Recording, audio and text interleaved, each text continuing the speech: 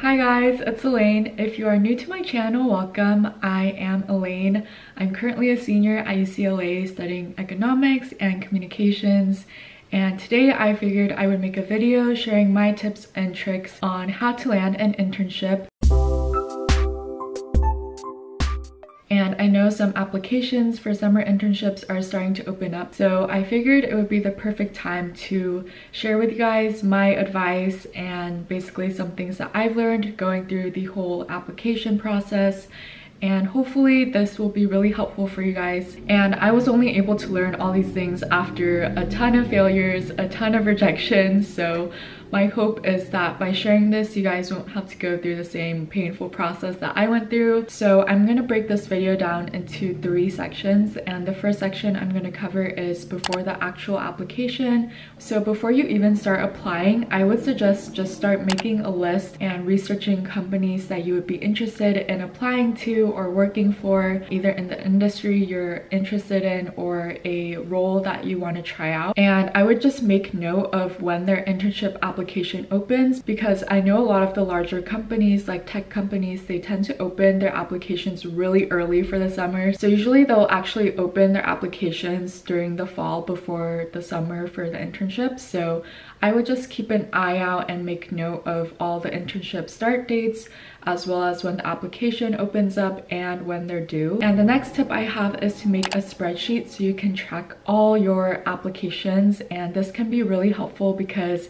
if you end up applying to a lot of places and internships, which most likely you will, this will be really helpful in helping you track all your applications, their due dates, where you've already applied to, and it just makes it a lot easier to track your progress. And the third tip I have is to start networking. And networking is something really big and really important, I think, for just general looking for jobs and internships, because it's really your network who will help you out and get your foot in the door. So this is something also that they don't really teach in school, but something I wish they did. But there's many ways to network. For example, if an organization at your school is holding a virtual networking event, I would definitely check it out and sign up for those. If there's companies there that you're interested in, you can also reach out to people through LinkedIn and ask them for a coffee chat or an informational interview. I think it's never too early to start networking and reaching out to professionals. So if there's personally a company that you're interested in or you already know you're interested in, I would start looking for people who work there. I think an easy way to do this is going to your school LinkedIn page and then going through your alumni and seeing who works at the companies that you're interested in working for,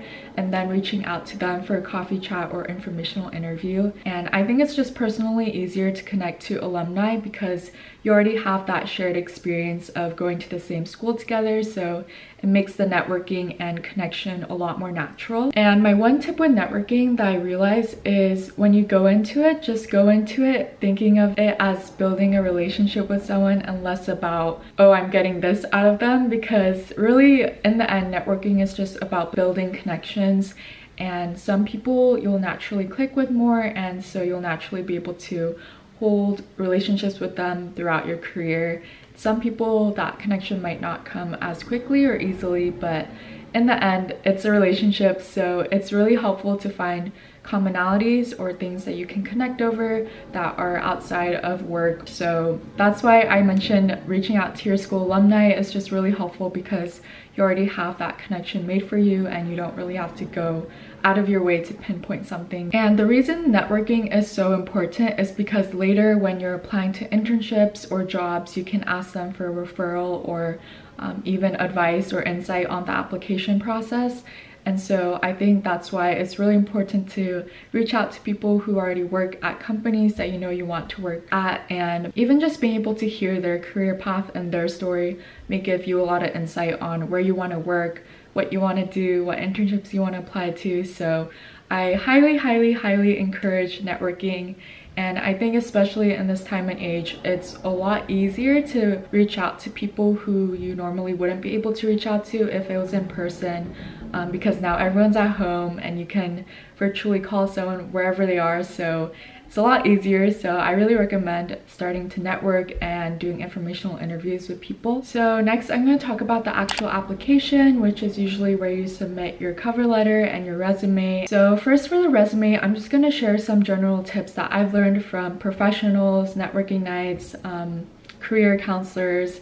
So these are just kind of tidbits of information that I've collected, and a lot of these have been confirmed by multiple people, so I figured I would share it with you guys. So the first rule for resume is keep it to one page, because as you guys have probably heard, recruiters don't spend that long looking at your resume. So however you can, just condense it to one page, because they are literally just scanning it and looking at it. So even if it's 2 pages, they're probably not even going to look at the second page. So make sure to keep it onto one page, and trust me, you can condense it. And if you feel like you're still going over one page, make sure just to parse through your information on there and make sure you're really highlighting the important things. And I know there's a lot of different things that people say about the format of the actual resume, whether you should make it nice looking, like graphic design on Photoshop or something, or Canva, or if you should have a super basic PDF format of a resume that's just like black and white.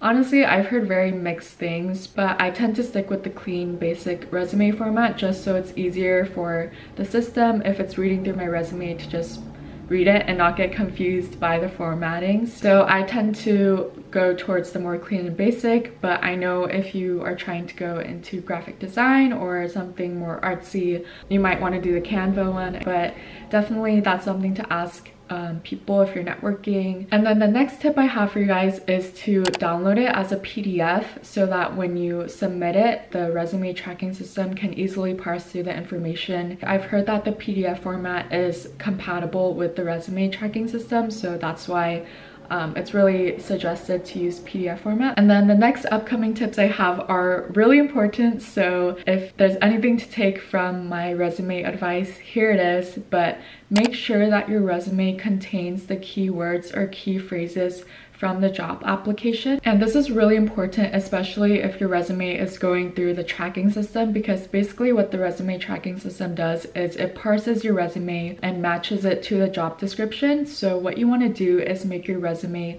as tailored as possible to the job description. For me, I will go through the job description, I'll pick out all the keywords and phrases from there, and then I'll try to include it into my resume and really tailor the points that I already have to fit that job description. And this was actually something I did not know, and I would just submit resumes without tailoring it to the job description, but that was a big mistake. Make sure you have a lot of those key phrases and keywords in there that they're looking for. And this is definitely doable even if you don't have the word for word experience that the job description is asking for. You can definitely tailor it to the job description. A platform that you can use to make sure keywords are matching up with the job description is JobScan.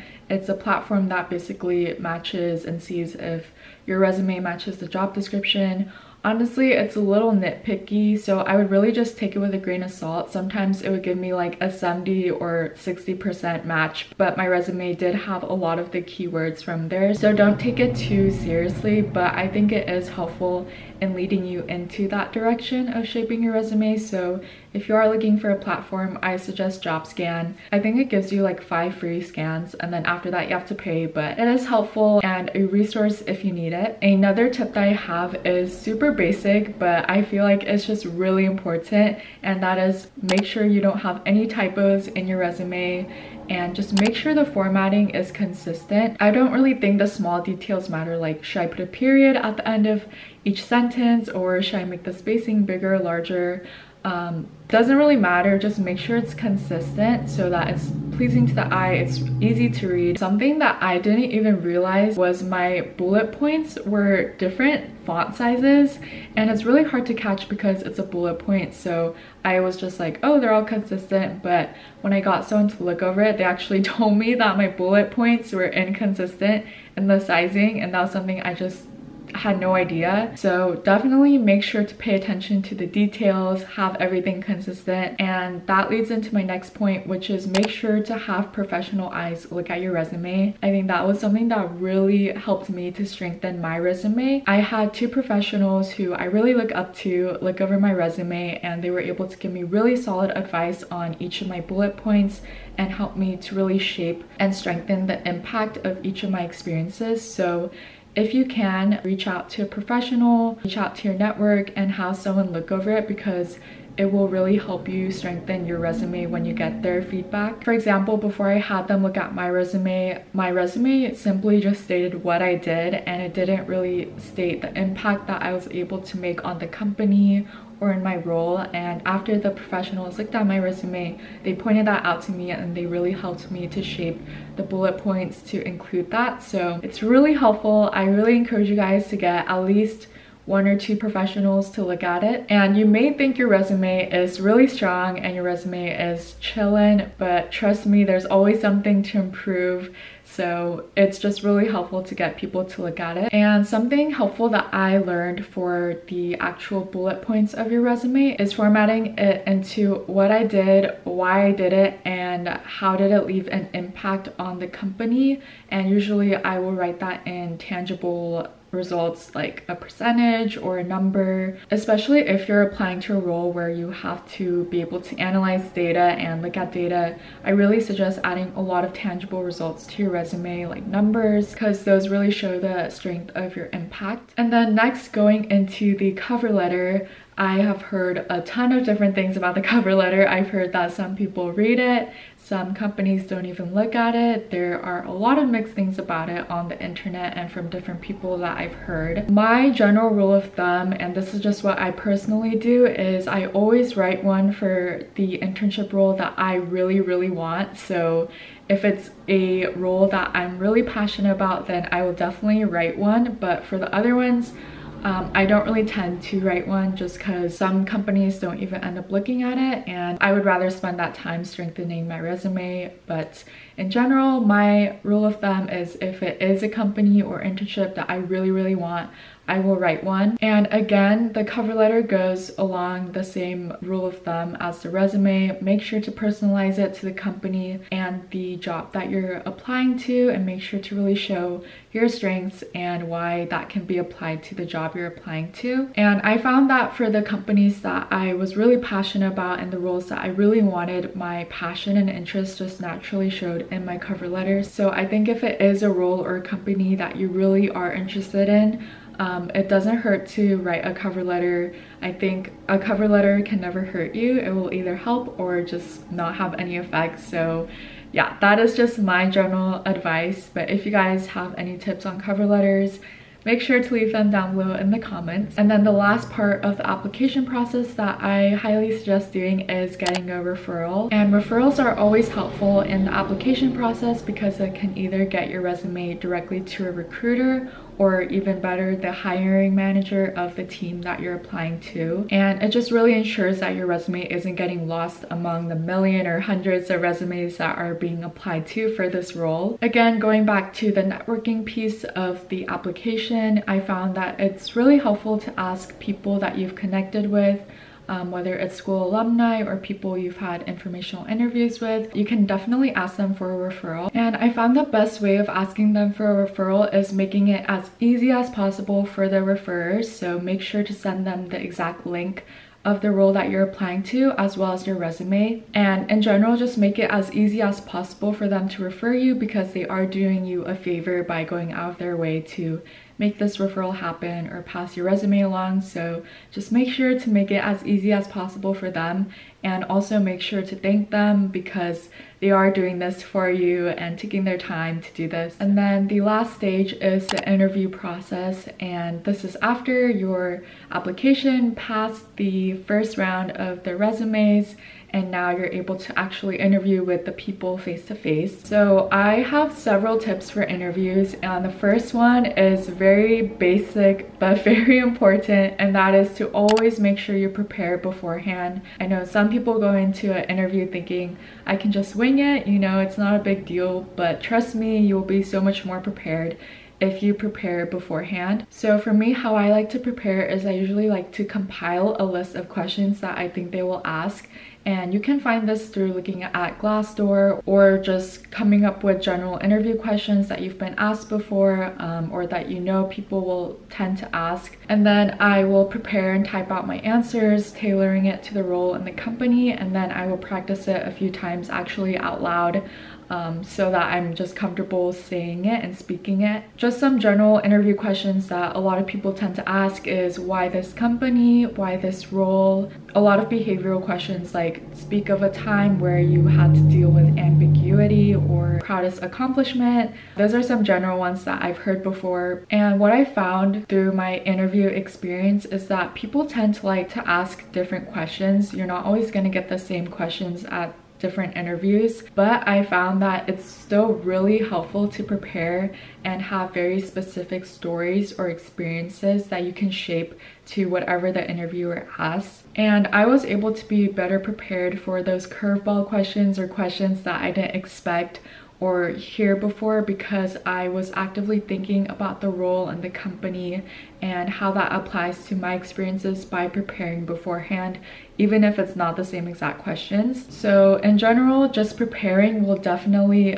equip you and help you through the interview, even if they don't ask you the same questions, because you will be able to shape your answers and shape your experiences that you've already thought of in your head. And another general interview prep tip I have is to always research the company. Make sure you know what they do, what their values are, just what they're all about, because that might come up in an interview. They might ask you, oh, do you know what we do? Also, it might be helpful to just know what the current news is with that company.